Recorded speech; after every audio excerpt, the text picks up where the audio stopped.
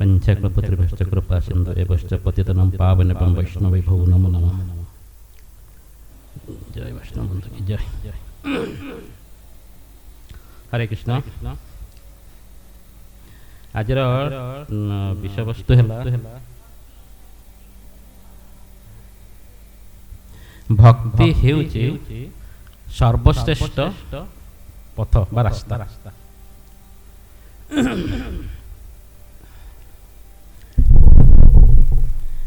हरे कृष्ण।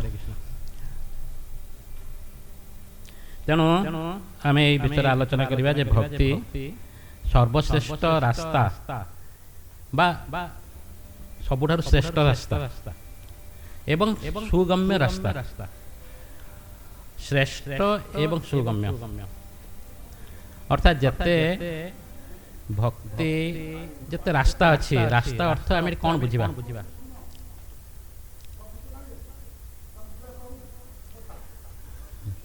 शुणु शुणु भक्ति हेउची सुगम्य एवं सबुठारु श्रेष्ठ रास्ता बोले कहा जाय। आमे जानिजो जे आमे रास्ता जो कहूँ कौ संबंध रे कहूँ कौन रास्ता कौन बा सबुठारु श्रेष्ठ रास्ता अर्थात समस्ते प्रत्येक मनुष्य चाहती जे भौतिक संसार किसी सुख प्राप्त होगा केमती आनंद रहिबे कहीं दुख ही आशा करते ना। किंतु आमे जानिचु जे भौतिक संसार होउचे दुखालय एवं यह सुखर घर ना कौन समस्ते भावुते आमे सुखी अच्छु किंतु ए भौतिक संसार रे केही सुखी ना दुखालय अशाश्वत। भगवान कहते गीतारे जे ये हूँ संसार हूँ दुख एवं जहाँ स्थायी नुहे अस्थायी एठारे समस्ते ही दुख ही प्राप्त होती एवं दिने न दिने समस्ते संसार विदाय ने कई ये स्थायी भाव रही पारे ना। तेणु समस्ते चाहती जे आमे संसार रही सुख प्राप्ति किंतु ता संभव नुहे। तेणु जो माने बुद्धिमान मनुष्य से माने एई भौतिक संसार किपरि तरिबे बा भौतिक संसार किपरि जते जल्दी पारिबे एठारु कोठी जिबे आध्यात्मिक संसार बा निज घर जोटा कह जाउछि सेटा केमति परिवर्तन माने एठु जेमति जिबे सेतमे से चेष्टा करो जो माने बुद्धिमान व्यक्ति। तेणु यही हिसाब से मनुष्य को तीन भाग व्यक्त करा जाय पारे। जन होचंती अल्प बुद्धि संपन्न व्यक्ति थांती बा जा कोनती समान होचंती मूर्ख बोली कहले हबो एवं मध्यम धरणर होचंती किछि समान पाखरे बुद्धि थाए एवं जो मानक होचन सर्वश्रेष्ठ से माने होचन सबठो अधिक बुद्धिवान। तेणु ये बुद्धि कहले आमे कहा बुझुचु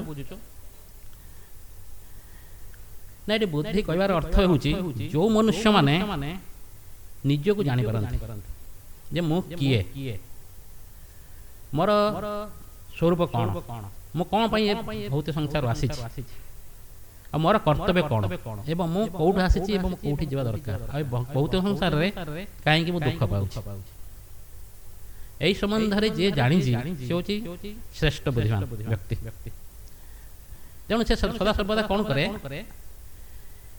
ना से भौतिक संसार उद्धार पाया से चेष्टा करे किंतु जो माने मध्यम श्रेणीर बुद्धिमान व्यक्ति से माने भावंती मु भौतिक संसार रही किछि आनंद पाइबे मतलब आनंद खोजंती भौतिक संसार रे। तेणु से माने सदा सर्वदा कर्म लिप्त था केमती भल कार्य करी कि अधिक पैसा इनकम करी आनंद रही यही भाव से सदा सर्वदा चेष्टा कर। किंतु अल्प बुद्धि संपन्न लोक या माने कौन करती ना से जदि खाइबा मिलगला कि गोटे पिंधिया मिलगला बा से सन्तुष्ट आउ तांकर किसी दरकार नहीं। आहार निद्रा भय मैथुन यही चारोटी जदि ठीक है ताले से भावती आम बहुत खुशी अच्छे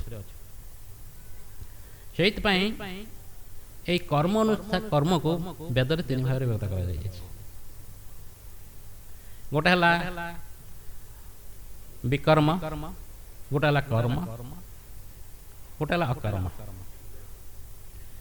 किसी व्यक्ति यही भौतिक संसार सुख पाइबापी विकर्म करती अर्थात कौन से प्रकार पाप कार्य करी से कौन करती ना निज को खुशी करने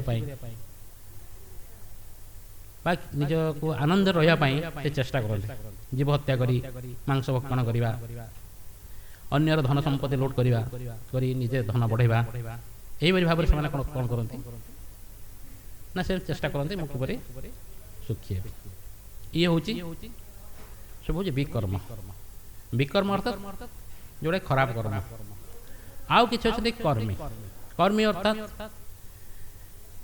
जोटा वेदर जो कर्म कह से हिसाब से किसी चलती बा से किसी नियम कानून धर्म कार्य करती पुण्य कार्य करती ये हूँ कर्मी लोक मैंने। आउ जन अच्छा अकर्मी अकर्मी अर्थात भावना जे आम कर्म करूना से कर्म करती कि समस्त कर्म से भगवान प्रीत्यर्थ करती जदि आम समस्त कर्म जहाँ करूँ आम जब भगवान को ताहा अर्पण कर ताहले अकर्म। ये अकर्म कहबार अर्थ जे आम से कर्म कले आम कर्म बंधन पड़ी न था अकर्म कह जाए किंतु विकर्म कर्म ये आपण कर्म बंधन पड़े विकर्म कले निश्चित कर्म बंधन पड़े पाप कार्य कर्म कले आपण बंधन पड़े कर्म अर्थात वेदर जहाँ कह जाए पुण्य कर्म करूँ पुण्य कर्म कले कर्म बंधन पड़े कहीं आप पुण्य कर्म हेतु आपण कौन भावे ना पुण्य कर्म हेतु आप किसी सुख प्राप्ति है तेणु तुम पुण्य कर्म कले आप सुखी हे तेणु भौतिक संसार रे किसी सुख पाई पारती बा भौतिक संसार परे आपण जो उच्च लोक जीवे स्वर्ग लोक आरंभ करी तपलोक पर्यंत सेठारे मध्य आपण पुण्य कर्म हेतु आप गुड़िक प्राप्त हे किंतु आपण स्वर्गलोक आरंभ करी ब्रह्मलोक पर्यंत सेठारे जिते पुण्यकर्म नष्ट हुए पुणी ये भौतिक संसार पतन हे तेणु कर्मी मानक अपेक्षा जो मैंने अकर्मी जहाँ भगवान प्रीत्यार्थी कर्म करती से श्रेष्ठ कहीं कर्म बंधन पड़ते नहीं। तेणु यही जो तीनोटी जो आम देखिलु से जो मैंने कर्मी से मैंने कौन करती ना देवादेवी की पूजा करती एवं देवादेवी पूजा करी से माने किसी धन प्राप्त होती कि कौन स्वर्गलोक जावाक कामना करती कि आनंद रहा ये हूँ कर्मी मान कार्य एवं जो मैंने विकर्मी से तो गति हूँ नरक गति बा पशुजनी की प्राप्त होती भगवान गीतार ताही कहते एवं जो अकर्मी से कौन करती ना से भगवान का प्रीत्यर्थ कर्म करती एवं से जो से जो अकर्मी मान मध्यरु किछि अछंती जो माने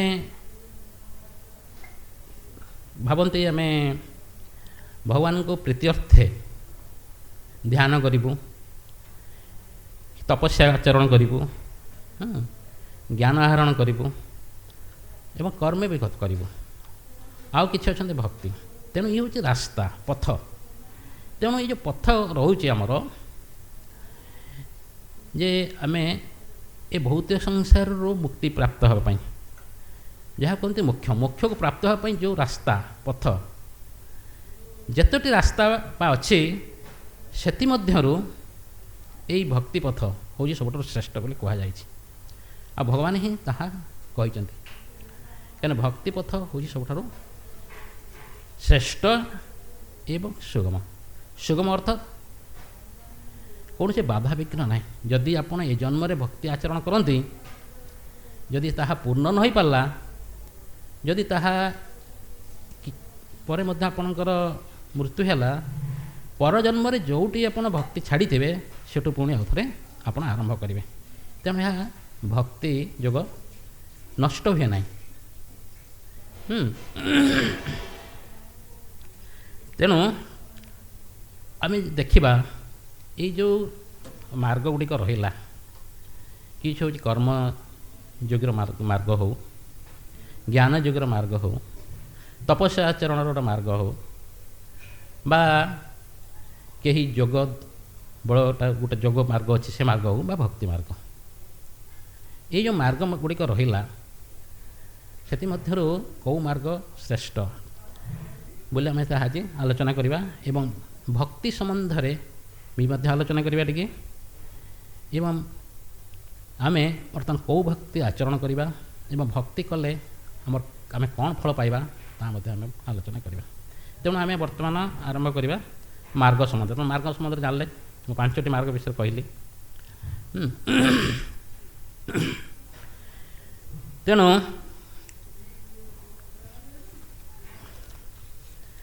ମୁଁ ଗୋଟେ ଶ୍ଲୋକ ପଢ଼ିବି, ଆପଣମାନେ ସବୁ ପଢ଼ିବେ ମୋ ସହିତ। ଏଇଟା ହେଉଛି ଶିବଜୀ କହିଛନ୍ତି ପାର୍ବତୀଙ୍କୁ ଏଇ ଶ୍ଲୋକଟା, ଏବଂ ସମସ୍ତେ ସେଠିକି ପାଠ କରିବେ। ସିଦ୍ଧୟ ପରମାଶ୍ଚର୍ଯ୍ୟା ଭକ୍ତିର୍ମୁକ୍ତିର୍ଚ ଶାଶ୍ୱତୀ ନିତ୍ୟଂଚ ପରମାନନ୍ଦୌ ଭବେତ୍ ଗୋବିନ୍ଦ ଭକ୍ତିତଃ।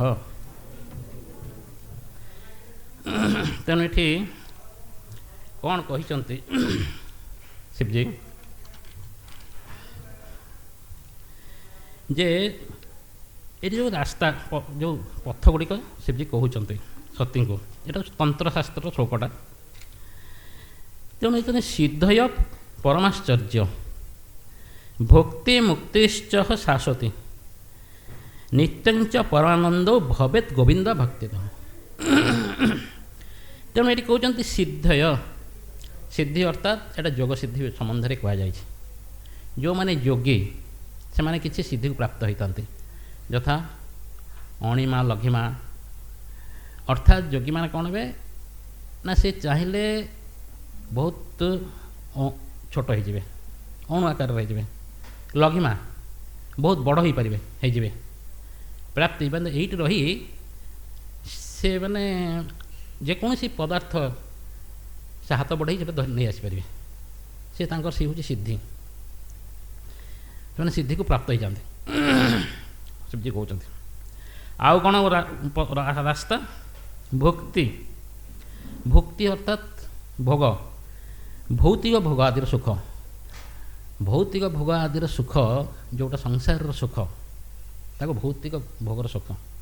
କିଛି ଆମେ ଧନ ପ୍ରାପ୍ତି ହେଲୁ ବା କୌଣସି ପଦପଦବୀ ଉଚ୍ଚ ପଦପଦବୀ ରହିଲୁ, ତାଦ୍ୱାରା ଆମେ ଯେଉଁ ସୁଖକୁ ପ୍ରାପ୍ତ ହେଉ, ଇଏ ହେଉଛି ଭୌତିକ ସୁଖ ବା ଭକ୍ତି କୁହାଯାଏ। ମୁକ୍ତି, ମୁକ୍ତି ହେଉଛି ନିର୍ବିଶେଷ ମୁକ୍ତି। ଏଠି କୁହାଯାଇଛି ନିର୍ବିଶେଷ ମୁକ୍ତି, ବା ଯେଉଁମାନେ ନିରାକାରବାଦୀ, ଯେଉଁମାନେ ବ୍ରହ୍ମଙ୍କୁ ଉପାସନା କରନ୍ତି, ସେମାନେ ହେଉଛନ୍ତି ନିର୍ବିଶେଷବାଦୀ, ବା ସେମାନଙ୍କର ମୁକ୍ତି ହେଉଛି ନିର୍ବିଶେଷ ମୁକ୍ତି। ସେମାନେ କ'ଣ କରନ୍ତି ନା ସେମାନେ ବ୍ରହ୍ମଲୋକରେ ପ୍ରବେଶ କରନ୍ତି। ଇଏ ହେଉଛି ରାସ୍ତା। ଆଉ ଗୋଟେ ରାସ୍ତା ହେଉଛି ତପସ୍ୟା ଆଚରଣ। ଜଣେ ଭଗବାନଙ୍କୁ ତପସ୍ୟା ଆଚରଣ କରି ସେ ହେଉଛି କ'ଣ ନା ମୁକ୍ତି ପ୍ରାପ୍ତ ହୁଏ। ତେଣୁ ଏଇ ଯେଉଁ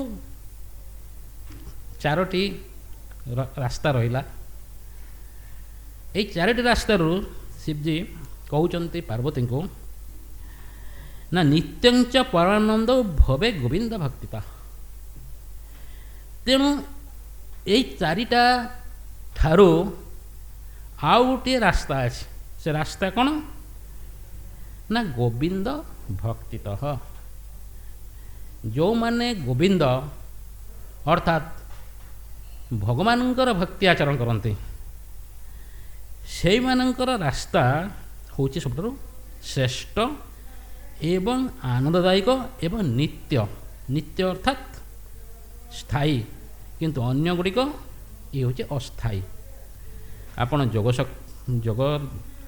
सिद्धि प्राप्त हुई कहतु बा भौतिक जो रहा भक्ति भौतिक भोग हो कि मुक्ति ये गुड़ कुछ अस्थायी कहीं अस्थायी कहुई ना ये नष्ट हो जाए यहाँ स्थायी रुहे एवं ये आपण आनंद प्राप्त हो पारे नित्य परमानंद जो वर्डटा कहते शिवजी परम आनंद को आप प्राप्त हो पारे कहीं ना जोग शक्तिटा सेतिक दिन पर्यंत रुहे जेतिक दिन पर्यंत योगी जीवित थाए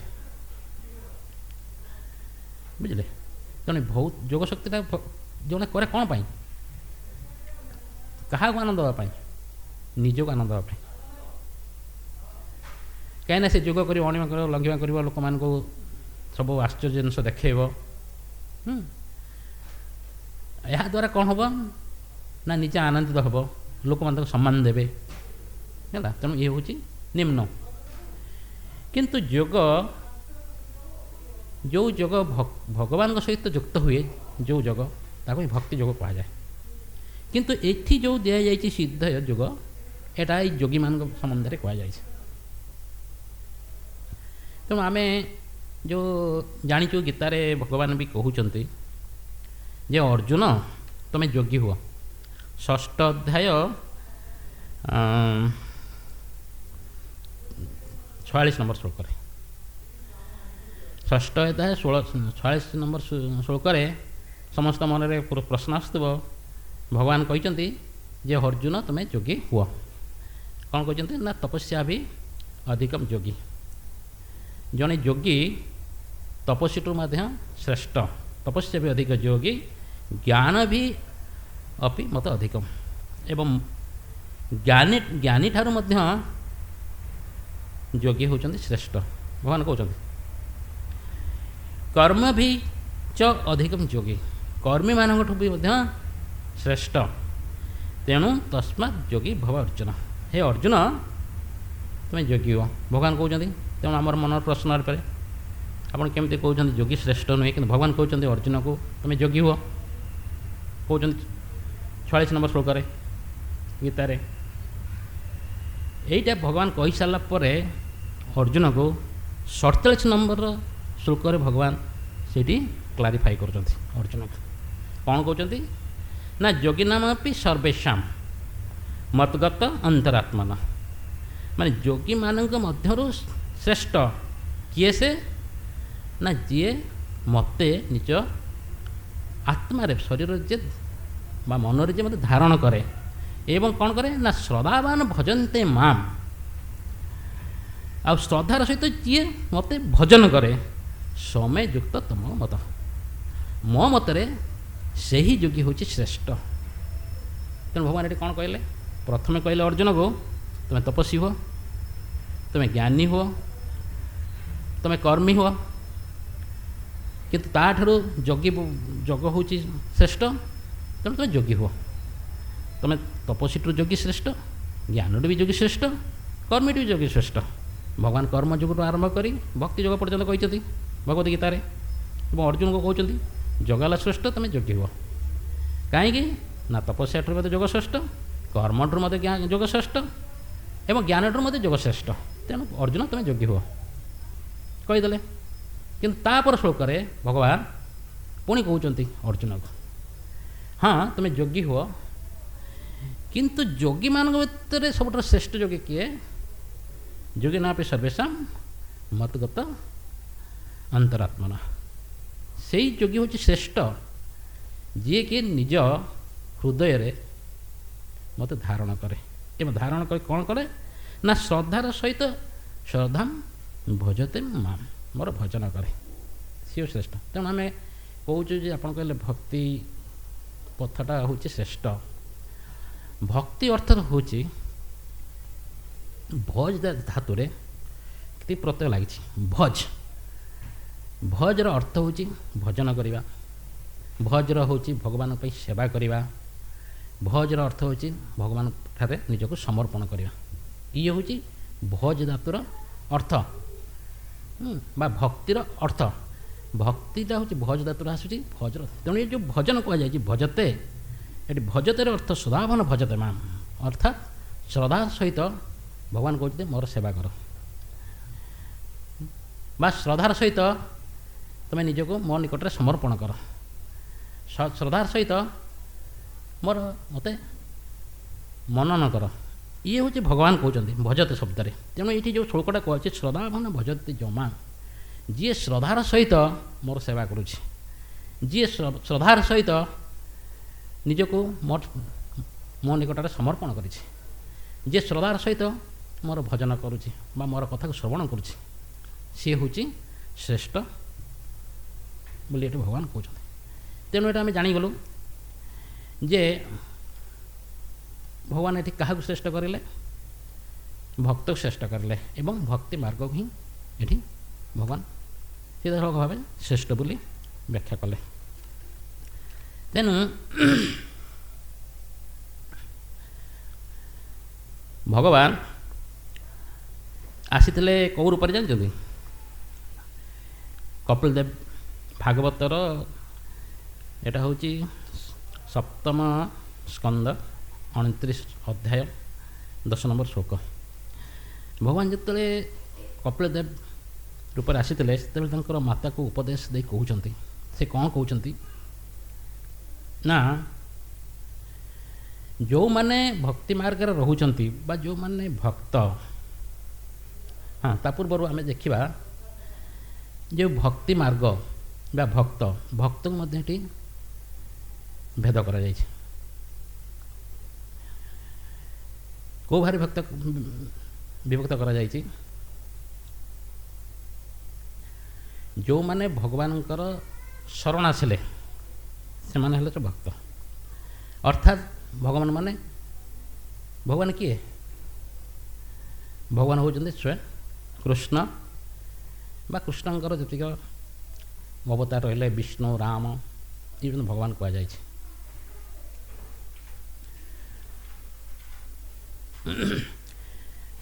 ତେଣୁ ଭଗବାନଙ୍କର ଯିଏ ଭକ୍ତି କରେ ତାକୁ ହିଁ ଭକ୍ତ କୁହାଯାଏ। ଭଗବାନ ମଧ୍ୟ ତାହା କହିଛନ୍ତି, ଯେଉଁମାନେ ଭଗବାନଙ୍କର ଭକ୍ତି ବ୍ୟତୀତ ଅନ୍ୟମାନଙ୍କର ଭକ୍ତି କରେ ସେମାନଙ୍କୁ ଭକ୍ତ କୁହାଯାଏନି। ଏଠି ଭକ୍ତର ସଂଜ୍ଞା ଅର୍ଥ ହେଲା ଭଗବାନଙ୍କର ଭକ୍ତି କରିବା, ସେଇ ଅର୍ଥରେ ଏଠି କୁହାଯାଇଛି। ତେଣୁ ସେହି ହିସାବରେ ଆମେ ଏଠି ଭକ୍ତକୁ ବିଭକ୍ତ କରୁଛୁ। ତେଣୁ କାହାକୁ ଭକ୍ତ କୁହନ୍ତି ବା କେଉଁମାନେ ଭଗବାନଙ୍କ ଶରଣରେ ଆସନ୍ତି? ଭଗବାନ ଗୀତାରେ କହୁଛନ୍ତି 4 ପ୍ରକାର ଲୋକ ମୋର ଶରଣ ନିଅନ୍ତି। ସେ 4 ପ୍ରକାର ଲୋକ ମୋ ନିକଟକୁ ଆସନ୍ତି। କିଏ ସେ? ନା ଆର୍ତ, ଜିଜ୍ଞାସୁ, ଅର୍ଥାତୀ, ଜ୍ଞାନୀ। ଯେତେବେଳେ ଜଣେ ଆର୍ତ ଅବସ୍ଥାରେ ଥାଏ ବା ଦୁଃଖ ଭୋଗିଥାଏ, ତେଣୁ ସେ ଦୁଃଖରୁ ନିବୃତ୍ତ ହେବା ପାଇଁ ସେ ଭଗବାନଙ୍କ ଶରଣ ନିଏ। ଜିଜ୍ଞାସୁ ଅର୍ଥାତ୍ ଯିଏ ଭଗବାନଙ୍କ ସମ୍ବନ୍ଧରେ ଜାଣିବାକୁ ଚେଷ୍ଟା କରେ, ଅର୍ଥାତ୍ ସେ କ'ଣ କରେ ନା ସେ ସବୁଆଡ଼ୁ ଦେଖେ। ଜିଜ୍ଞାସୁ ଯେଉଁମାନେ ସବୁ ପ୍ରକାର ପରୀକ୍ଷା କରେ, ସମସ୍ତଙ୍କୁ ପରୀକ୍ଷା କରେ ଯେ ଯଦି ପ୍ରକୃତ ସୁଖ ମୁଁ କେଉଁଠି ପାଇବି ବା ଭଗବାନ କିଏ, ସେ ପରୀକ୍ଷା କରେ। ଜିଜ୍ଞାସୁ ବା ଭଗବାନଙ୍କ ସମ୍ବନ୍ଧରେ ଜାଣିବାକୁ ଚେଷ୍ଟା କରେ, ଦେବାଦେବୀଙ୍କ ନିକଟ ବିଷୟରେ ଜାଣିବାକୁ ଚେଷ୍ଟା କରେ ବା ଅନ୍ୟମାନଙ୍କ ସମ୍ବନ୍ଧରେ ଜାଣିବାକୁ ଚେଷ୍ଟା କରେ, ସେ ଜିଜ୍ଞାସୁ। ତେଣୁ ଭଗବାନ କହୁଛନ୍ତି ଜିଜ୍ଞାସୁ, ସବୁଆଡ଼ୁ ଜାଣିବାକୁ ଚେଷ୍ଟା କରି ଯେତେବେଳେ ଭଗବାନଙ୍କ ନିକଟକୁ ଆସେ ବା ଭଗବାନଙ୍କୁ ଜାଣିବାକୁ ଚେଷ୍ଟା କରେ, ସେ ହେଉଛି ଜିଜ୍ଞାସୁ। ଅର୍ଥାର୍ଥୀ ଯେଉଁମାନେ ଅର୍ଥ କାମନା କରନ୍ତି, ଯେଉଁମାନଙ୍କର ଅଧିକ ଅର୍ଥ ଆବଶ୍ୟକ ବା ଯେଉଁମାନେ ଭାବନ୍ତି ମୋର ଅଧିକା ଅର୍ଥ, ସେମାନେ ମଧ୍ୟ ଭଗବାନଙ୍କ ଶରଣ ନିଅନ୍ତି। କାହିଁ ନିଅନ୍ତି ନା ଜାଣନ୍ତି ଯେ ଭଗବାନ ହେଉଛନ୍ତି ଲକ୍ଷ୍ମୀଙ୍କ ପତି। ତେଣୁ ଯଦି ଆମେ ଭଗବାନଙ୍କୁ ସନ୍ତୁଷ୍ଟ କରିପାରିବୁ ତାହେଲେ ଲକ୍ଷ୍ମୀ ମଧ୍ୟ ସନ୍ତୁଷ୍ଟ ହେବେ। ତେଣୁ ତାଙ୍କର ଅର୍ଥ କାମନା ଥାଏ, ତେଣୁ ସେମାନେ ଭଗବାନଙ୍କ ଶରଣ ନିଅନ୍ତି। ଆଉ ଜଣେ ହେଉଛନ୍ତି ଜ୍ଞାନୀ। ଜ୍ଞାନୀ ମଧ୍ୟ ଭଗବାନଙ୍କର ଶରଣ ନିଏ। କାହିଁକି ନା ସେ ଜ୍ଞାନ ବଳରେ ସେ ଭଗବାନଙ୍କୁ ଜାଣିପାରେ। ତେଣୁ ଭଗବାନ କହୁଛନ୍ତି ନା ମୌନା ଜନ୍ମନ ଅନ୍ତେ ଜ୍ଞାନବାନ ମାମ୍ ପ୍ରପଦ୍ୟନ୍ତେ ବାସୁଦେବ ସର୍ବମିତି ସ ମହାତ୍ମା ସୁଦୁର୍ଲଭ। ତେଣୁ ଏଇ ଯେ ଚାରିଜଣଙ୍କ ମଧ୍ୟରୁ ସବୁଠାରୁ ଶ୍ରେଷ୍ଠ ହେଲେ ହେଉଛନ୍ତି ଜ୍ଞାନୀ। ଭଗବାନ କହୁଛନ୍ତି ଚାରିଜଣ ଭିତରେ ସବୁଠାରୁ ଶ୍ରେଷ୍ଠ ହେଲେ ଜ୍ଞାନୀ। କାହିଁକି ନା ଏ ଜ୍ଞାନୀ ଏ ଚାରିଜଣ ଯାକ ହେଉଛନ୍ତି ସୁକୃତବାନ। କିନ୍ତୁ ଏଇ କାହିଁ ସୁକୃତବାନ କୁହାଗଲା ନା ଏମାନେ ଯେକୌଣସି ଉପାୟରେ ହେଉ ସେ ଭଗବାନଙ୍କ ନିକଟରେ ଆସୁଛନ୍ତି। କାହିଁ ଭଗବାନ ବି ସେ କହୁଛନ୍ତି ନା ଅକର୍ମ ସର୍ବକର୍ମ ମୋକ୍ଷ କାମ ଉଦାରତି ତୀବ୍ରେଣ ଭକ୍ତି ଯୋଗେନ ଯଜନ୍ତି ପୁରୁଷ ପରମ। ଅକାମ ହେଉ ବା ସର୍ବକାମ ହେଉ ମୋକ୍ଷ କାମ ହେଉ ଯାହା ବା ଯେଉଁ ପ୍ରକାର କାମନା ଆବଶ୍ୟକ ହେଉଛି ଯଦି ଆମେ ଭଗବାନଙ୍କ ଶରଣରେ ଆସୁ ତାହେଲେ ସବୁ ପ୍ରକାର କାମନା ପୂର୍ଣ୍ଣ ହୋଇଯାଏ। ଅକାମ ବା ସର୍ବକାମ। ଅକାମ ମାନେ ଅର୍ଥାତ୍ କାହାରି କିଛି ମାନେ ଯାହାର କିଛି ଆବଶ୍ୟକ ନାହିଁ ତାକୁ ଅକାମ କୁହାଯାଏ। ଅର୍ଥାତ୍ ଯେଉଁମାନେ ଭକ୍ତ ଉଚ୍ଚକୋଟୀର ଭକ୍ତମାନେ ସେମାନଙ୍କର କୌଣସି କାମନା ଦରକାର ନାହିଁ। ସେ ଭୌତିକ ସଂସାରରେ କୌଣସି କାମନା ପାଇବାକୁ ଚେଷ୍ଟା କରନ୍ତୁନି। ତାଙ୍କର ଏକମାତ୍ର ଲକ୍ଷ୍ୟ ଉଦ୍ଦେଶ୍ୟ ହେଲା ଭଗବାନ। ସର୍ବକାମ ଏ ଭକ୍ତ ମାନେ ବ୍ୟକ୍ତିମାନଙ୍କର ଅଛନ୍ତି ସବୁ ପ୍ରକାର କାମନା ଅଛି। ମୁଁ ସବୁ ପ୍ରକାର ଜିନିଷ ପ୍ରାପ୍ତ ହେବି। ଭୌତିକ ସୁଖ, ଭୌତିକ ଧନ, ଭୌତିକ ପଦ ମର୍ଯ୍ୟାଦା ସବୁ ପ୍ରାପ୍ତ ହେବି। ଏବଂ ତାହା ମଧ୍ୟ ଭଗବାନ କହୁଛନ୍ତି ଯଦି ସେ ଭକ୍ତି ଯୋଗରେ ଭକ୍ତି କରେ, ଭଗବାନଙ୍କ ଶରଣ ଆସେ, ତେବେ ମଧ୍ୟ ତା କାମନା ପୂର୍ଣ୍ଣ ହୋଇଯିବ। ତୀବ୍ରଣ ଭକ୍ତି ଯୋଗ ନା ଯୋଜନ୍ତି ପୁରୁଷ ମାନେ ଭଗବାନ ତା କାମନା ବି ପୂର୍ଣ୍ଣ କରିଦିଅନ୍ତି। ଏବଂ ମୋକ୍ଷ କର୍ମ ଏବଂ ଯେଉଁମାନେ ମୁକ୍ତି ପ୍ରାପ୍ତ ହେବାକୁ ଚାହାନ୍ତି, ଇଚ୍ଛା କରନ୍ତି, ଏ ଭୌତିକ ସଂସାରରୁ ମୋକ୍ଷ ଚାହାନ୍ତି, ସେମାନେ ମଧ୍ୟ ଯଦି ଭକ୍ତି ଆଚରଣ କରିବେ ସେମାନେ ମଧ୍ୟ ମୋକ୍ଷକୁ ପ୍ରାପ୍ତ ହୋଇଯିବେ। ତେଣୁ ଦେଖନ୍ତୁ ଆପଣ ଭକ୍ତି ଏହି ପ୍ରକାର ଗୋଟେ ରାସ୍ତା। ଏପାଇଁ କାହିଁ ଭକ୍ତିକି ସର୍ବଶ୍ରେଷ୍ଠ କୁହାଯାଇଛି। ଆପଣ ଯଦି ଭଗବାନଙ୍କ ନିକଟରେ ଭକ୍ତି କରିବେ ବା ଯେଉଁ ପ୍ରକାର ଆପଣ କାମନା ନେଇ ଭକ୍ତି କରିବେ ଆପଣଙ୍କର ତାହା ପୂର୍ଣ୍ଣ ହୋଇଯିବ।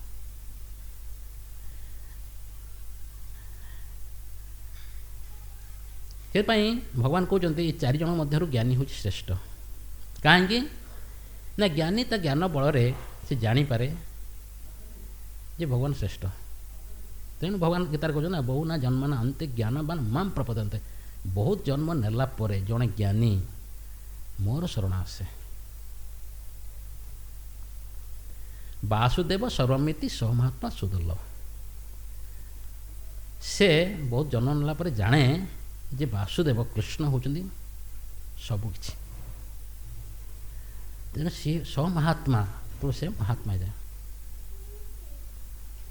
ତେଣୁ ଯେତେବେଳେ ବହୁତ ଜନ୍ମ ନେଲା ପରେ ଜଣେ ଜ୍ଞାନୀ ଯେତେବେଳେ ପ୍ରକୃତ ଜ୍ଞାନରେ ଅବସ୍ଥିତ ହୁଏ ସେତେବେଳେ ସେ ଜାଣିପାରେ ଭଗବାନ କୃଷ୍ଣ ହେଉଛନ୍ତି ସବୁକିଛି। ବାସୁଦେବ କୃଷ୍ଣ ସେ ହେଉଛନ୍ତି ସବୁକିଛି। ସେତେବେଳେ ସେ ଭଗବାନଙ୍କର ଶରଣ ନିଏ।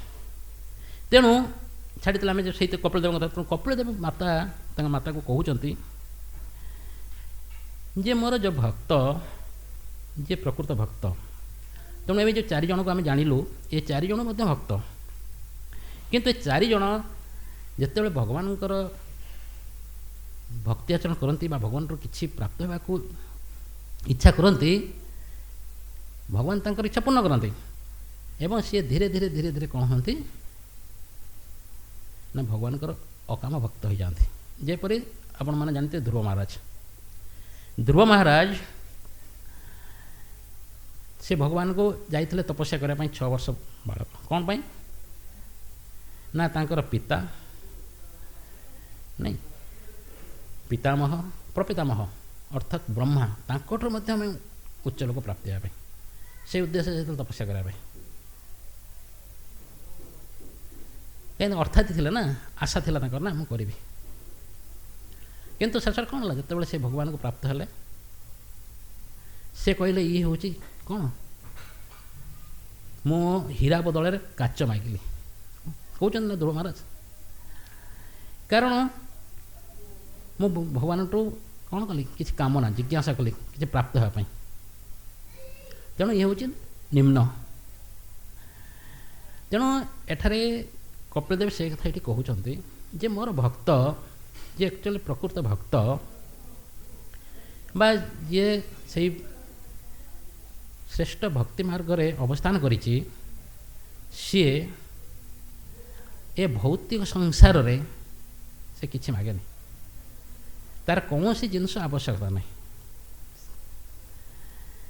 से कौन मागे ना से भगवान ही भक्ति मागे भगवान सेवा मागे ता व्यतीत तार कौन से आशा नहीं यहीपरी से मत मुक्ति को मत से कामना करेनि बा मुक्ति कामना मत से करेनि से कौन प्रकार मुक्ति मुक्ति जो 5 प्रकार मुक्ति ताकू मध्य से कामना करेनि साजुज्य सारूप्य सामीप्य सालोक्य शास्ति ये हूँ 5 प्रकार मुक्ति साजुज्य अर्थात युक्त हवा एमान ये हूँ मुक्ति यहीपरि मुक्ति कौ मैंने आशा करती ना निराकारवादी माने से माने भगवानंकर प्रकृत आकार को से जानी पारंतनी से ब्रह्म को पूजा करती भगवान ब्रह्म अर्थ भगवान ज्योति तेणु से भगवान ज्योति से लीन होगा इच्छा करती से भावती जे आम जदि से भगवान ज्योति आम लीन हो सहित युक्त हो आम आनंद पाइब कौन आनंद ना भौतिक संसार दुखर आम मुक्ति हो गला आम आनंद पाइब तेणु भौतिक संसार दुखर से मुक्ति पाई से साजुज्य मुक्ति खोजते कहीं से सेति पर्यंत ही से जानी था ताठू ऊपर स्तर पर्यंत से जना न था साजुज्य तापर जो आउ 4टी जो मुक्ति रहा ये जो मुक्ति हूँ भगवान भक्तर मुक्ति जो मैंने भगवान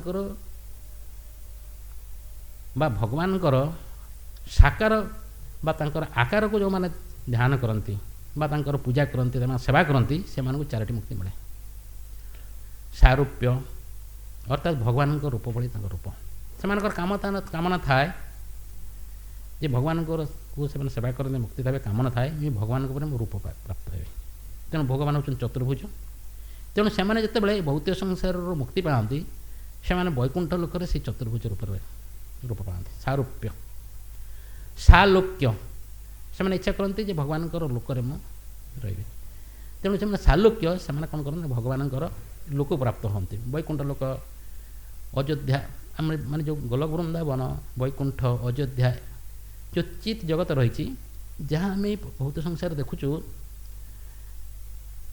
जगन्नाथ पुरी धाम हो अयोध्या धाम हो मथुरा धाम जे धाम सब देखुं सब चित जगत अच्छे ताको वैकुंठ कहुए एवं सेटा कौन प्रकार कुंठ न था अर्थात कौन प्रकार दुख न था तेणु वैकुंठ कहुए तेणु यही जो 4टी मुक्ति ये माने भक्त माने आशा कले साजुज्य तो गला हूँ नीति निराकारीवाद मानकर सारूप्य भगवान रूप कहली एवं सामीप्य भगवान निकट बास करवा सालोक्य भगवान लोक बास करवा शाष्टि हूँ भगवान परी ऐश्वर्यवान हवा यहीपरि से आशा थाए ये भक्त मान किंतु जो माने अकामी भक्त जो मान किसी कामना न थाए से मैंने ये 5 प्रकार मुक्ति मध्य से आशा करते से भगवान कौन प्रार्थना करते भगवान तुम जोठी मत रखुच रख किंतु सदा सर्वदा मु आपण निकट प्रार्थना करुच्ची जेपरी मोर मन सदा सर्वदा आपणकर चरण रो एवं मु जोट भी थाए मु आपणकर ସଦାସର୍ବଦା ସେବାରେ ନିଯୁକ୍ତ ଥାଏ। ଆପଣଙ୍କୁ ସଦାସର୍ବଦା ମୁଁ ଚିନ୍ତା କରୁଥାଏ ଏବଂ ଆପଣ ସଦାସର୍ବଦା ମୋର ମନ ମଧ୍ୟରେ ଥାଆନ୍ତୁ। ସେ ସେଇଥିରେ ଆନନ୍ଦ ପ୍ରାପ୍ତ ହୁଏ। ଇଏ ହେଉଛନ୍ତି ଶୁଦ୍ଧ ଭକ୍ତିର ଲକ୍ଷଣ। ଯଥା ବୃନ୍ଦାବନର ଗୋପୀମାନେ, ବୃନ୍ଦାବନର ସଖାମାନେ, ଏମାନେ ହେଉଛନ୍ତି ଭଗବାନଙ୍କର ପରମ ଭକ୍ତ। ସେମାନେ କୌଣସି ପ୍ରକାର ଆଶା କରନ୍ତିନି। ତାମାନଙ୍କର ଆଶା କ'ଣ ନା ଭଗବାନଙ୍କୁ ଆନନ୍ଦ ଦେବା। ସେ ନିଜ ଆନନ୍ଦ ଚାହାନ୍ତିନି। ଇଏ ହେଉଛି ଶ୍ରେଷ୍ଠ ଭକ୍ତିର ଉଦାହରଣ ବା ଶ୍ରେଷ୍ଠ ଭକ୍ତ। ଯଦି ଆମେ ନିଜର ଆଶା ବା ପୂର୍ଣ୍ଣ କରିବା ପାଇଁ, ନିଜର ଆଶାକୁ ଯଦି ଆମେ ପୂର୍ଣ୍ଣ କରିବା ପାଇଁ ବା ନିଜେ କେମିତି ଆନନ୍ଦ ପାଇବା ପାଇଁ ଚେଷ୍ଟା କରୁ, ଏଇ ଯେଉଁ ଭକ୍ତି ଇଏ ହେଉଛି ଗୌଣ୍ୟ ଭକ୍ତି। କିନ୍ତୁ ଏଠାରେ ଯେଉଁ ଶ୍ରେଷ୍ଠ ଭକ୍ତି କଥା କୁହାଯାଇଛି, ଇଏ ହେଉଛି ଗୋପୀ ଏବଂ ଭଗବାନଙ୍କର ସଖାଙ୍କ ମଧ୍ୟରେ ସମ୍ବନ୍ଧରେ କୁହାଯାଇଛି। ଏବଂ ଆମେ ସେହି ଭକ୍ତିକୁ ଆଶା କରିବା, ଆଉ ସେଇଥିରେ ଭଗବାନ ବହୁତ ଆନନ୍ଦ ପ୍ରାପ୍ତ ହୁଅନ୍ତି ବା ଭଗବାନ ସେହିପରି ଭକ୍ତଙ୍କୁ ବହୁତ ଭଲ ପାଆନ୍ତି ଏବଂ ସେହିପରି ଭକ୍ତ ତାଙ୍କର ଅତି ପ୍ରିୟ। ଭଗବାନ ଏଠି ଏହା କହୁଛନ୍ତି। ତେଣୁ ଆମେ ବର୍ତ୍ତମାନ ଦେଖିବା ଯେ ଆମେ ଯଦି ଭକ୍ତି ଆଚରଣ କରୁ ତାହେଲେ ଆମର ଲାଭ କ'ଣ?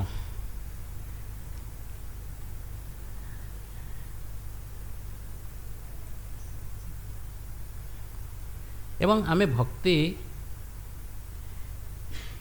କରିବା ଦ୍ୱାରା ଆମେ କ'ଣ ପ୍ରାପ୍ତ ହେବୁ?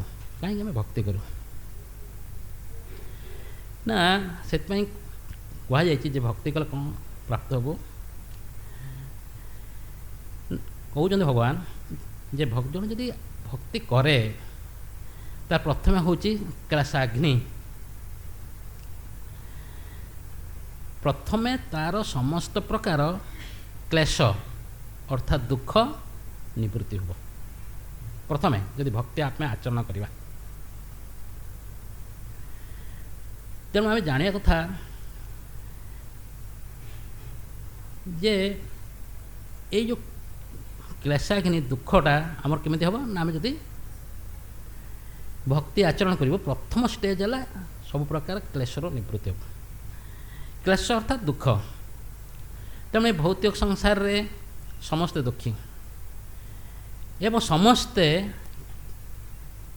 କ'ଣ ସମସ୍ତେ କ୍ଲେଶ ହିଁ ଭୋଗୁଛନ୍ତି, ନାଇଁ? କେହି ସୁଖୀ ଅଛନ୍ତି ସଂସାରରେ, କେହି ସୁଖୀ ନାହାନ୍ତି। ତେଣୁ ସମସ୍ତେ ଦୁଃଖୀ ଅଛନ୍ତି। ତେଣୁ ଯେତେବେଳେ ଆମେ ଭକ୍ତି ଆଚରଣ କରିବୁ, ପ୍ରଥମେ ହେଉଛି କ୍ଲେଶଟା ଆମର ନଷ୍ଟ ହୋଇଯିବ।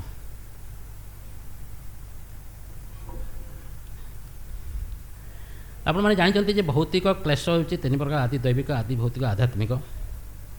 ଏହି ତିନୋଟି ପ୍ରକାର ଦୁଃଖ ବା କ୍ଲେଶ ଦ୍ୱାରା ସମସ୍ତେ ଦୁଃଖୀ ହୁଅନ୍ତି।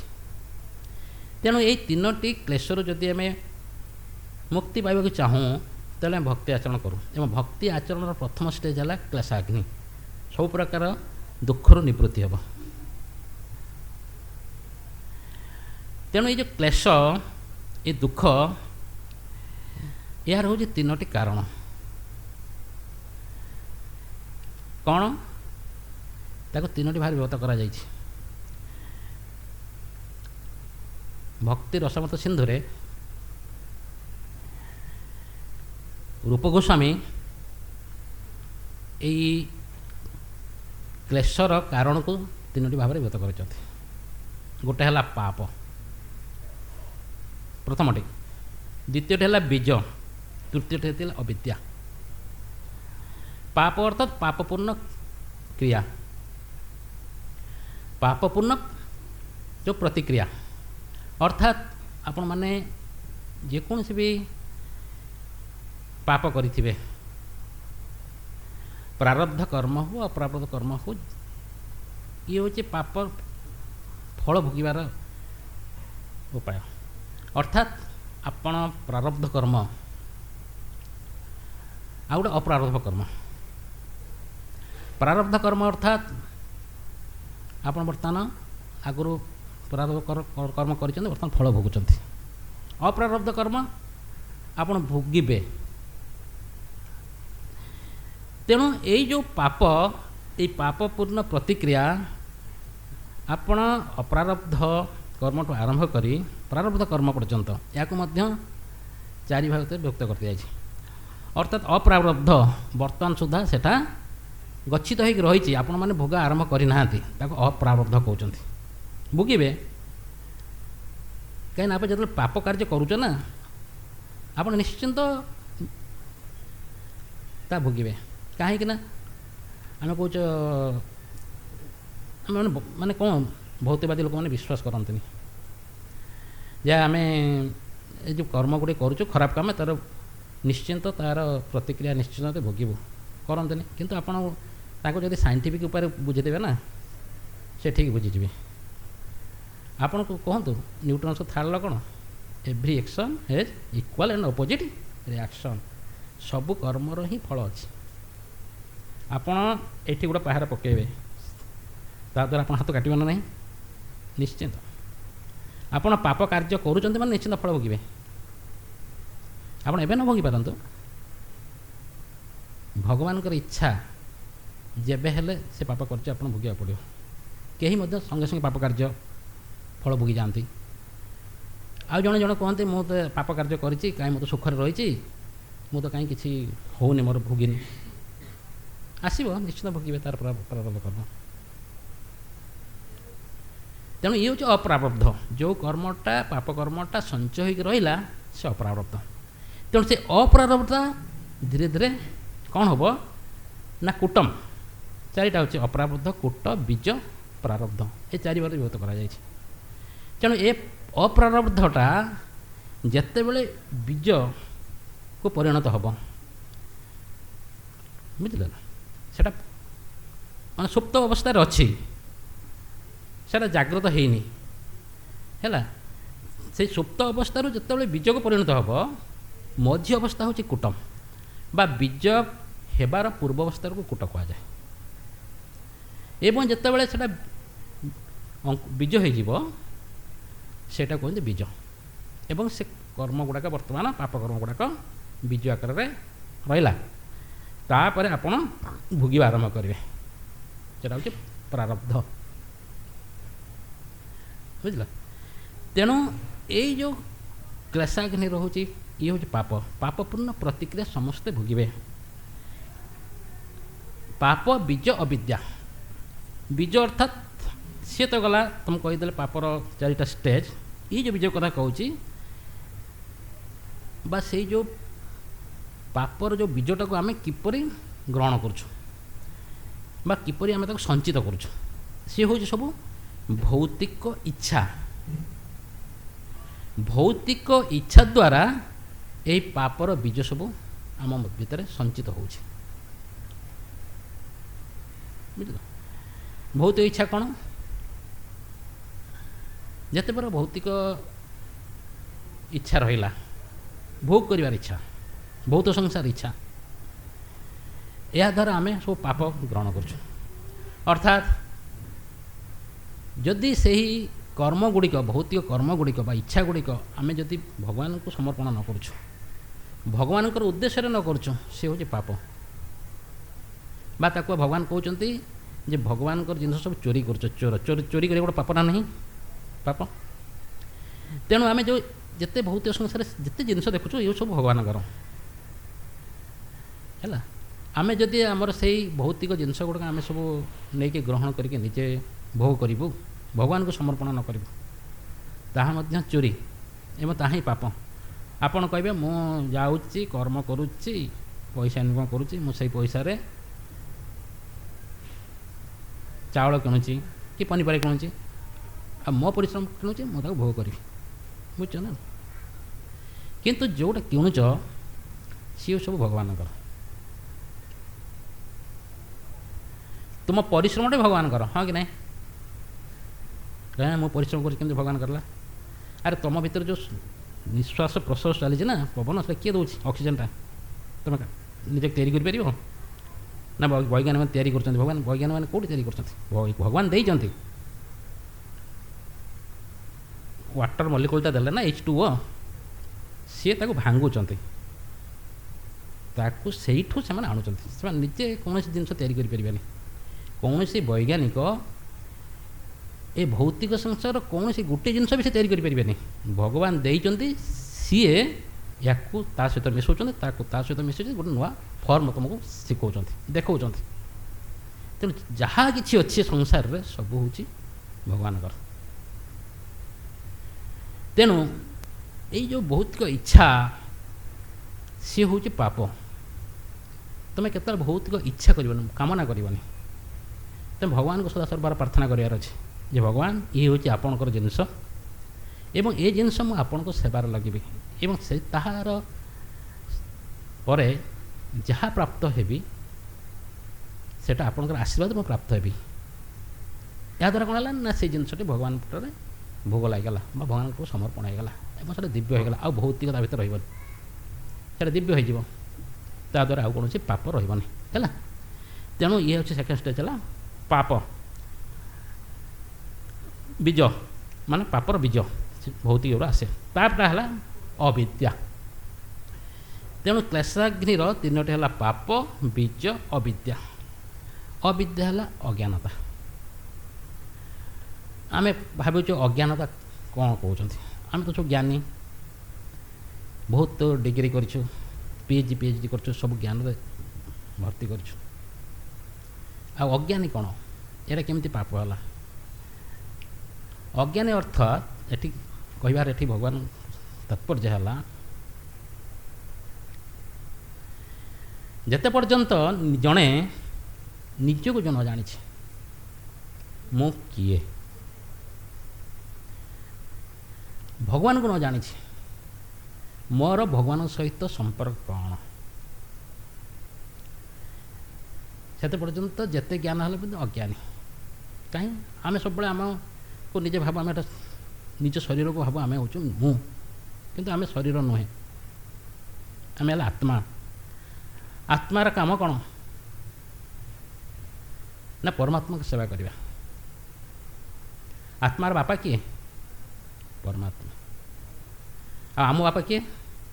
ଭୌତିକ ସଂସାରର ଜଣେ ବ୍ୟକ୍ତି ନାଇଁ। କିନ୍ତୁ ଶରୀରର ସମ୍ପର୍କ ହେଉଛି ଭୌତିକ ଶରୀର ସହିତ ସମ୍ପର୍କ, କିନ୍ତୁ ଆତ୍ମାର ସମ୍ପର୍କ ହେଉଛି ପରମାତ୍ମା ସହିତ ସମ୍ପର୍କ। ତେଣୁ ଯେତେ ପର୍ଯ୍ୟନ୍ତ ଆମେ ନିଜକୁ ବୁଝିନୁ ପ୍ରକୃତର ପିତା କିଏ,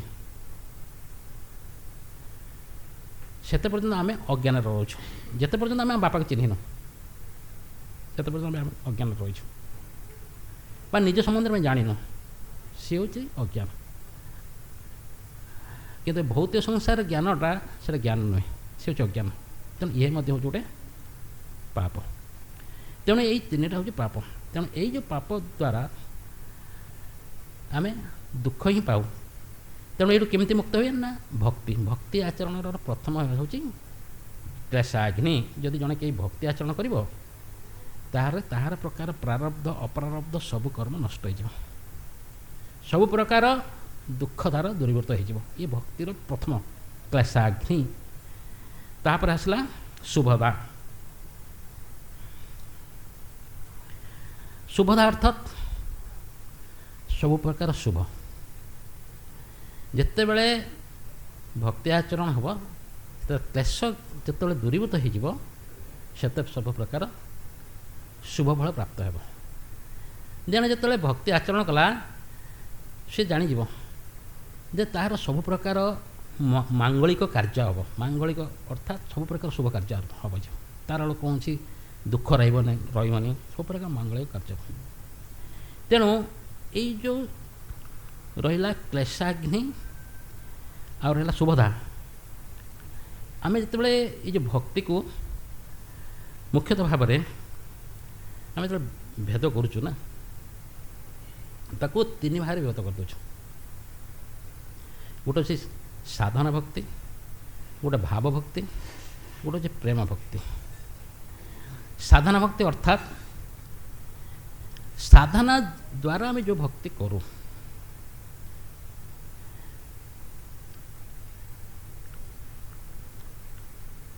ମାନେ ଆମେ ନିଜେ ସାଧନା କରୁ କାହା ଦ୍ୱାରା ନା ଗୁରୁଙ୍କର ପାଖରେ ଯିବୁ, ଗୁରୁଙ୍କଠୁ ଦୀକ୍ଷା ଗ୍ରହଣ କରିବୁ, ଗୁରୁଙ୍କର ଆଦେଶ ଶାସ୍ତ୍ରର ଆଦେଶ ଅନୁସାରେ ଆମ ଯେଉଁ ଭକ୍ତି ଆଚରଣ କରୁ ତାକୁ ସାଧନା ଭକ୍ତି କୁହାଯାଏ।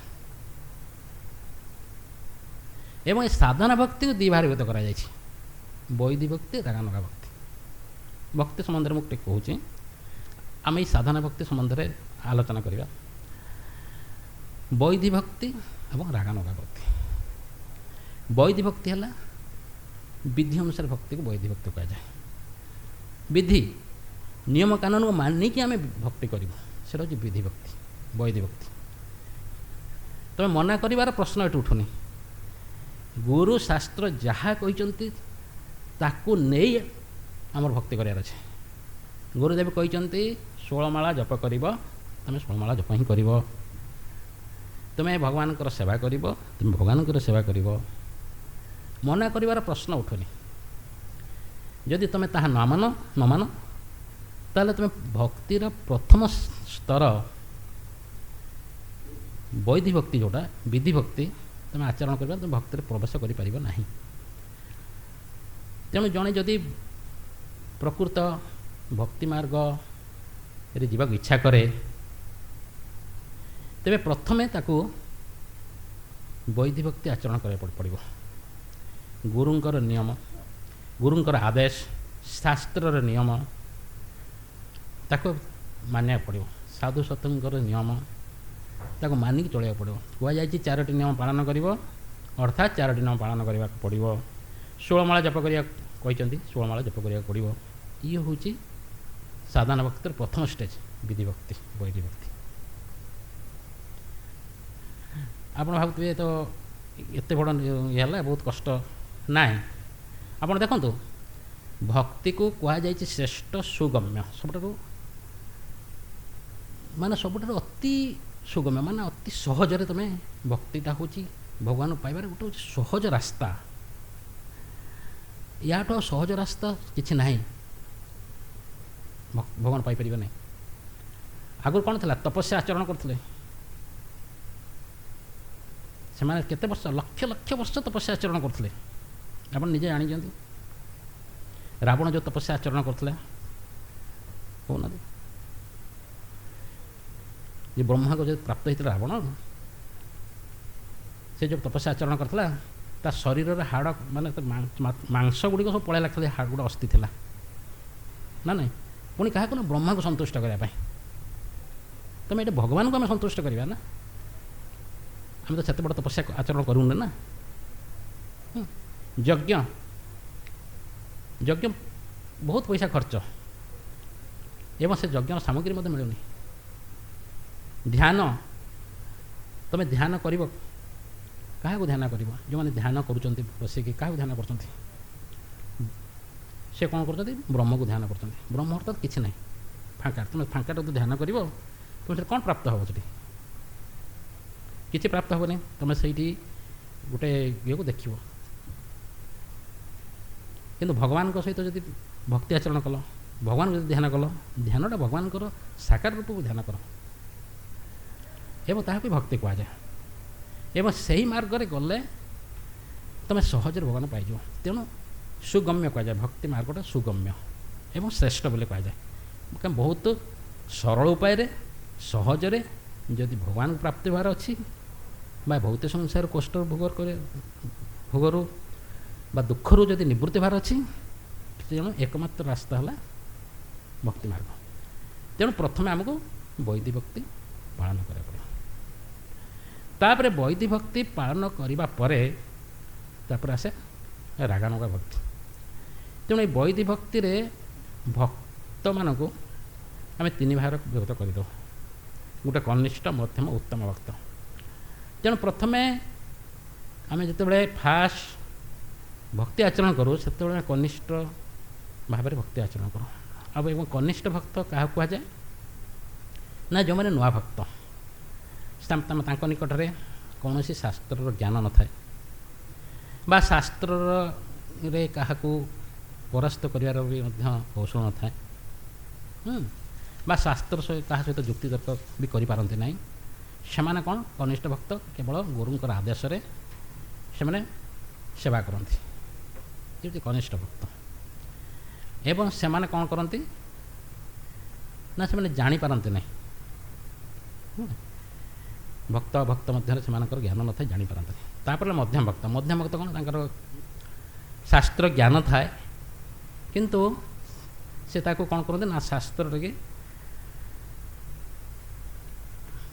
କାହା ନିକଟରେ ସେମାନେ ପ୍ରକାଶ କରିପାରନ୍ତି ନାହିଁ ବା କାହା ସହିତ ଆଲୋଚନା କରିପାରନ୍ତି, କିନ୍ତୁ ଶାସ୍ତ୍ର ଜ୍ଞାନ ଥାଏ।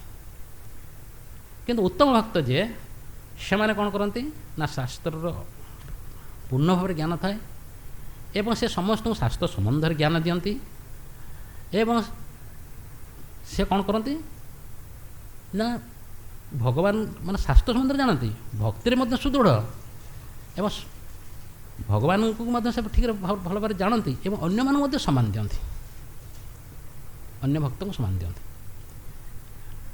ଇଏ ହେଉଛି ଉତ୍ତମ ଭକ୍ତ। ତେଣୁ ଯେତେବେଳେ ଆମେ ଭକ୍ତି ମାର୍ଗରେ ଯେତେବେଳେ ଆମେ ଆରମ୍ଭ କରିବା, ସେତେବେଳେ ଆମେ ପ୍ରଥମେ କନିଷ୍ଠ ଭକ୍ତିରେ ଆରମ୍ଭ କରିବା।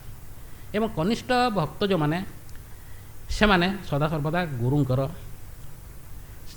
ବାକ୍ୟ, ଶାସ୍ତ୍ରର ଆଦେଶ ଏବଂ ତାଙ୍କଠୁ ଯେଉଁମାନେ ଥିବେ ଉତ୍ତମ ଭକ୍ତ, ସେମାନଙ୍କ ସହିତ ସଙ୍ଗ ଦ୍ୱାରା ସାଧନା ଭକ୍ତି ଆମର ଆରମ୍ଭ ହୁଏ। ଏବଂ ସାଧନା ଭକ୍ତି ଧୀରେ ଧୀରେ ଧୀରେ ଧୀରେ ଯେତେବେଳେ ପୌଢ଼ ହୁଏ ନା ଯେତେବେଳେ ବିଧିଭକ୍ତି ବିଧିଭକ୍ତି ଯେତେବେଳେ ପୌଢ଼ ହେବ, ସେତେବେଳେ ଯାଇକି ରାଗାନୁଗ ଭକ୍ତି ହେବ। ଏ ସାଧନା ଭକ୍ତିର ପ୍ରଥମ ଷ୍ଟେଜ୍ ବିଧିଭକ୍ତି କଥା କହୁଛି। ବିଧିଭକ୍ତି ଯେତେବେଳେ ପୌଢ଼ ଅବସ୍ଥାକୁ ଯିବ, ସେତେବେଳେ ରାଗାନୁଗ ଭକ୍ତି ଆସେ। ରାଗାନୁଗ ଭକ୍ତିର ଅର୍ଥ ହେଲା ରାଗ, ଅର୍ଥାତ୍ ସେତେବେଳେ ଭଗବାନଙ୍କ ପ୍ରତି ଗୋଟେ ପ୍ରୀତି ବଢ଼େ। ସେତେବେଳକୁ ଆଉ କେହି କହିବାକୁ ପଡ଼େ ନାହିଁ ତୁ ଏ ସେବା କର, ବାଧ୍ୟବାଧକ ସେଠି ନାହିଁ। କାହିଁକିନା ତା'ର ଭଗବାନ ପ୍ରତି ସେମିତି ପ୍ରୀତି ଆସିଯାଏ, ସେ ଭଗବାନଙ୍କର ସେବାରେ ଲାଗିଯାଏ ଏବଂ ସେ ଭଗବାନକୁ ଛଡ଼ା ସେ ଅନ୍ୟ କିଛି ଜାଣେନି। ସିଏ ହେଉଛି ସାଧନା ଭକ୍ତିର ସେକେଣ୍ଡ ଷ୍ଟେଜ୍ ବା ରାଗାନୁଗ ଭକ୍ତି। ତେଣୁ ବର୍ତ୍ତମାନ ଆମେ ସାଧନା ଭକ୍ତିକୁ, ଏଇ ଯେଉଁ ବିଧି ଭକ୍ତି, ରାଗାନୁଗ ଭକ୍ତି, ଏହି ସମ୍ବନ୍ଧରେ ଆମେ ଜାଣିବା। ଆଉ ଭାବଭକ୍ତି, ପ୍ରେମ ଭକ୍ତି ଇଏ ବହୁତ ଉଚ୍ଚକୋଟୀର। ଏ ଭାବଭକ୍ତି, ପ୍ରେମ ଭକ୍ତି ସେ ଆମ ପାଖରେ ହେବାଟା ବହୁତ କଷ୍ଟ। କିନ୍ତୁ ଯଦି ଜଣେ ସେଇ ସ୍ତରକୁ ଯାଏ, ଉତ୍ତମ ଭକ୍ତ ସ୍ତରକୁ ଯାଏ, ତାହେଲେ ସେ ଭାବଭକ୍ତି, ପ୍ରେମ ଭକ୍ତିରେ ପ୍ରାପ୍ତ ହୋଇପାରିବ। ତେଣୁ ଆମେ ଏଠି ଯେଉଁ ଜାଣିଲୁ ଯେ ଭକ୍ତି ମାର୍ଗଟାର, ହଁ ଆମେ ଦୁଇଟା କଥା, ସୁଭଦା କ୍ଲାସ୍ କିନି ସୁଭଦା, ଇଏ ରହିଲା ସାଧନ ଭକ୍ତି। ତାପରେ ଭାବଭକ୍ତିରେ ରହିଲା ମୋକ୍ଷ ଲଘୁତାକୃତ ସୁଦୁର୍ଲଭା। ତା ବିଷୟରେ ଟିକେ କହିଦେଉଛି। ଭାବଭକ୍ତିରେ ହେଉଛି ମୋକ୍ଷ ଲଘୁତାକୃତ, ଅର୍ଥାତ୍ ମୁକ୍ତି। ଯେଉଁମାନେ ଭାବଭକ୍ତି ସ୍ତରରେ ଥାଆନ୍ତି, ଯେଉଁ ଭକ୍ତ, ଏ ମୁକ୍ତିକୁ ସେମାନେ କ'ଣ କରନ୍ତି ନା ଖାତିର କରନ୍ତିନି ବା ତାଙ୍କର ମୋକ୍ଷର କୌଣସି ଆବଶ୍ୟକତା ନାହିଁ ବା ସେ ଆଶା କରନ୍ତିନି ମୋର ମୋକ୍ଷ ଲଘୁତା, ମୋକ୍ଷ ବା ମୋକ୍ଷର ତାଙ୍କ ପଛେ ପଛେ ବୁଲେ ହେଲା। ମୁକ୍ତି, ଏଇ ଭାବଭକ୍ତିର ଯେଉଁ ଦୁଇଟି ଲକ୍ଷଣ, ମୁକ୍ତି ତାଙ୍କ ପଛେ ପଛେ ଯାଏ, ତାଙ୍କୁ ଚେଷ୍ଟା କରିବାକୁ ପଡ଼େ ମୁଁ ମୁକ୍ତି ହେଇଯିବି। ତେଣୁ ସେ ମୁକ୍ତିକୁ ସେ ଖାତିର କରନ୍ତିନି ବା ମୁକ୍ତି ଲଘୁତା ତାଙ୍କ ନିକଟରେ ବହୁତ ଗୌଣ୍ୟ ହେଲା। ସୁଦୁର୍ଲଭାର ଅର୍ଥ ବହୁତ ଦୁର୍ଲଭ, ଭକ୍ତିଟା ବହୁତ ଦୁର୍ଲଭ, ଏଇ ଭାବଭକ୍ତିଟା ବହୁତ ଦୁର୍ଲଭ, ସମସ୍ତେ ଏହାକୁ ପ୍ରାପ୍ତ ହୋଇପାରନ୍ତି ନାହିଁ। ସୁଦୁର୍ଲଭ ଇଏ ହେଉଛି ଭାବଭକ୍ତି। ଭାବଭକ୍ତି ସ୍ତରରେ ଯେଉଁମାନେ ଆସନ୍ତି, ଯେଉଁ ଭକ୍ତମାନେ, ଆଉ ସେଇ ସ୍ତରକୁ ପ୍ରାପ୍ତ ହେବା ସମସ୍ତଙ୍କ ପକ୍ଷରେ ଏତେ ସହଜ ନୁହେଁ ନା। ସେଇଭଳି ଭାବରେ ଯଦି ସାଧନା ଭକ୍ତି ସ୍ତର ଆମର ଦୃଢ଼ ହୁଏ, ତେବେ ଭାବଭକ୍ତି ସ୍ତରକୁ ପହଞ୍ଚିପାରିବା। ତାପରେ ହେଲା ସାନ୍ଦ୍ରାନନ୍ଦ ବିଶେଷାତ୍ମା ଶ୍ରୀକୃଷ୍ଣ ଆକର୍ଷଣୀ ଚଷା। ସାନ୍ଦ୍ରାନନ୍ଦ ଅର୍ଥାତ୍ ଆନନ୍ଦର ଗୂଢ଼ତମ ଭାଗକୁ ସାନ୍ଦ୍ରାନନ୍ଦ କୁହାଯାଏ। ବା କୃଷ୍ଣ ପ୍ରେମର ଯେଉଁ ଆନନ୍ଦ, ଭକ୍ତି ଆରମ୍ଭ କଲା ମାନେ ନିଶ୍ଚିନ୍ତ ଆମେ ପ୍ରେମକୁ ପ୍ରାପ୍ତ ହେବା, ଆନନ୍ଦକୁ ପ୍ରାପ୍ତ ହେବା। କାହିଁକିନା ଯେତେବେଳେ କ୍ଲେଶ ବା କ୍ଲେଶାଗ୍ନି, ଯେତେବେଳେ ଆପଣ ସାଧାରଣ ଭକ୍ତି ଆରମ୍ଭ କରିବେ ସେତେବେଳେ ଆପଣ ଆନନ୍ଦକୁ ଉପଭୋଗ କରିପାରିବେ। ଭାବଭକ୍ତିରେ ମଧ୍ୟ ଆନନ୍ଦର ସ୍ତର ବଢ଼ିଯାଇଥାଏ, କିନ୍ତୁ ଯେଉଁ ପ୍ରେମ ଭକ୍ତିରେ ଏ ଆନନ୍ଦ ହେଉଛି କ'ଣ? ସାନ୍ଦ୍ରାନନ୍ଦ, ମାନେ ଆନନ୍ଦର ଗାଢ଼ା ସଦୃଶ। ତେଣୁ ସେ ଆନନ୍ଦ ମାନେ ଉପଲବ୍ଧି କରିବାଟା ହେଉଛି, କେଉଁମାନେ ଉପଲବ୍ଧି କରିଥିଲେ? ଗୋପୀମାନେ, ଭଗବାନଙ୍କର ସଖାମାନେ, ସେ ଆନନ୍ଦ ସେମାନେ ଉପଲବ୍ଧି କରନ୍ତି। ତେଣୁ ହେଉଛି ସାନ୍ଦ୍ରାନନ୍ଦ, ବିଶେଷ ଆତ୍ମା, ଶ୍ରୀ କୃଷ୍ଣ ଆକର୍ଷଣ। ଏବଂ ସେଇଟା ସମୟରେ ଭଗବାନ ସେଇ ଭକ୍ତଙ୍କ ଉପରେ ଆକର୍ଷିତ ହୁଅନ୍ତି, ଯେଉଁମାନେ ପ୍ରେମ ଭକ୍ତିରେ ଥାଆନ୍ତି। ପ୍ରେମ ଭକ୍ତି ସ୍ତରରେ ଭଗବାନଙ୍କୁ ଆକର୍ଷଣ କରିବାର ଭକ୍ତି ମାର୍ଗ ହେଲା ପ୍ରେମ ଭକ୍ତି ସ୍ତର। ଭଗବାନ ତାଙ୍କ ଆକର୍ଷଣ ହେଇଯାଆନ୍ତି। ଆପଣମାନେ ଦେଖନ୍ତୁ, ଗୋପୀମାନେ, ସଖାମାନେ, ଏମାନେ ଭଗବାନଙ୍କୁ ନିଜ ଆଡ଼କୁ ଆକର୍ଷଣ କରିପାରୁଥିଲେ। ତେଣୁ ଭକ୍ତିର ଇଏ ହେଉଛି ତିନୋଟି ମାର୍ଗ। ଏବଂ ସାଧନା ଭକ୍ତିରୁ ଆରମ୍ଭ କରି, ଯଦି ଆପଣମାନେ ସାଧନା ଭକ୍ତି ବର୍ତ୍ତମାନ ଆରମ୍ଭ କରିବେ, ତେଣୁ ଭଗବାନ କହୁଛନ୍ତି ନା, ଯଦି ଆପଣ ନିଶ୍ଚିନ୍ତ ଭକ୍ତିରେ ପାଦ ଦେଲେ ତାହା କେବେ ନଷ୍ଟ ହୁଏନି। ଏ ଜନ୍ମରେ ଯେତିକି ପର୍ଯ୍ୟନ୍ତ ଗଲା, ତା ପର ଜନ୍ମରେ ତାହାଠୁ ମଧ୍ୟ ଅଧିକ ହେଲା। ଯଦି ଏଇ ଜନ୍ମରେ ଆପଣମାନେ ପୂର୍ଣ୍ଣ ଭାବରେ ଭକ୍ତି ଆଚରଣ କରିପାରିଲେ, ତେବେ ଏଇ ଜନ୍ମରେ ମଧ୍ୟ ଆପଣମାନେ ଭଗବାନଙ୍କ ସାନ୍ନିଧ୍ୟ ଲାଭ କରିପାରିବେ। କିନ୍ତୁ ଭକ୍ତିଟା କେବେ ନଷ୍ଟ ହୁଏନି, ଭକ୍ତିଟା ସେ ଧୀରେ ଧୀରେ ବଢ଼ିକି ଯାଏ। ଟାଇମ୍ ହେଇଗଲାଣି। ତେଣୁ ଆମେ ଏଇଠୁ ଜାଣିଲେ ଯେ ଭକ୍ତି ହେଉଛି ସବୁଠାରୁ ଶ୍ରେଷ୍ଠ। କୁହାଯାଇଛି ନା, ଭକ୍ତି ଇଜ୍ ଦ ସୁପ୍ରିମ୍। ସବୁଠାରୁ ଶ୍ରେଷ୍ଠ ହେଉଛନ୍ତି ଭକ୍ତି ମାର୍ଗ ଏବଂ ସୁଗମ୍ୟ, ଅର୍ଥାତ୍ ସବୁଠୁ ସହଜ। ଏବଂ ଯଦି ଆମେ ଭକ୍ତି ଆଚରଣ କରିବା, ତେବେ ଆମେ ବହୁତ ସହଜରେ ଆମେ ଦୁଃଖରୁ ନିବୃତ୍ତି ହେଇପାରିବା ଏବଂ ଶେଷରେ ଆମେ ଭଗବାନଙ୍କର କୃପା ପ୍ରାପ୍ତ ହେବା, ଭଗବାନଙ୍କୁ ମଧ୍ୟ ପ୍ରାପ୍ତ ହୋଇପାରିବା। ତେଣୁ ଏଇଟା ଆମେ ଜାଣିଲେ ଯେ ଭଗବାନଙ୍କର ଭକ୍ତି ହେଉଛି ସବୁଠାରୁ ଶ୍ରେଷ୍ଠ। ଯେତେ ପନ୍ଥା ଅଛି ସବୁଠାରୁ ଶ୍ରେଷ୍ଠ ହେଲା କିଏ? ଭଗବାନଙ୍କର ଭକ୍ତି। ଜାଣିଲେ? ହରେ କୃଷ୍ଣ। ଆଉ କାହାର କିଛି ଯଦି ପଚାରିବାର ଅଛି ପଚାରିପାରିବ ମୁଣ୍ଡରେ।